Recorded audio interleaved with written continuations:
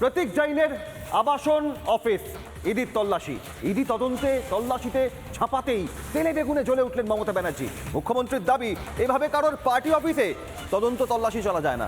আচ্ছা, আইপ্যাকের অফিস কবে থেকে তৃণমূল কংগ্রেসের পার্টি অফিস হলো?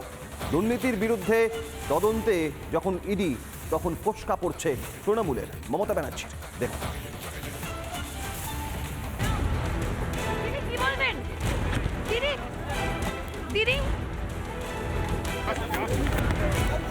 সাত সকালে মুখ্যমন্ত্রী এভাবে ছুটছেন কেন?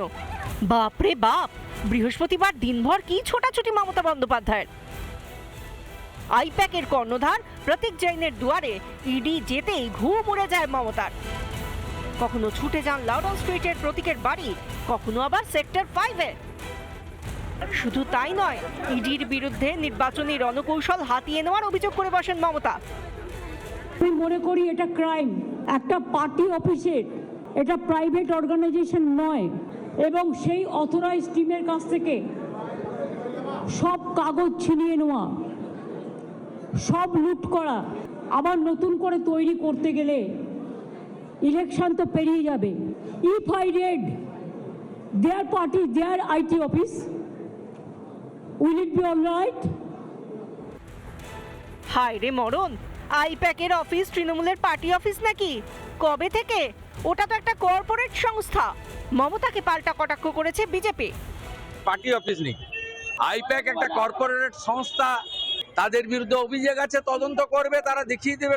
মুখ্যমন্ত্রী তো আমার বাড়িতে সিআইডি পাঠিয়েছিলেন, আমি তো সিআইডির কাছ থেকে ফিতাও নিয়ে মাপতে গেছিলেন, ফিতা কাটিয়ে নিইনি। আর মুখ্যমন্ত্রীকে আমি চ্যালেঞ্জ করলাম, বিজেপি কেন যে কোনো লোকের বাড়িতে আপনি পাঠিয়ে দেখুন, পার্থ চ্যাটার্জির কচি বান্ধবী অর্পিতার মতো 51 কোটি টাকা কারো বাড়িতে পাবে না। যে সেক্টর 5 এর বিল্ডিং এ আইপ্যাক অফিস, একদম সেক্টর 5 সল্টলেকে, তার 11 তলা আইপ্যাকের গোটা ফ্লোর জুড়ে অফিস।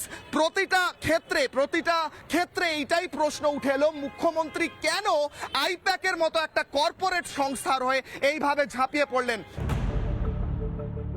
মুখ্যমন্ত্রীর সঙ্গে নিরাপত্তা কর্মী থাকবেন, সেটা স্বাভাবিক, কিন্তু মুখ্য সচিব নন্দিনী চক্রবর্তীর কি কাজ সেখানে?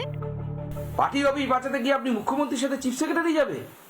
আমি তো নির্বাচন কমিশনকে বলবো এখন থেকে নোট নিয়ে রাখুন, এই চিফ সেক্রেটারি যদি থাকে তো তৃণমূল পার্টি অফিসে গিয়ে বাসন মাজবে এই চিফ সেক্রেটারি।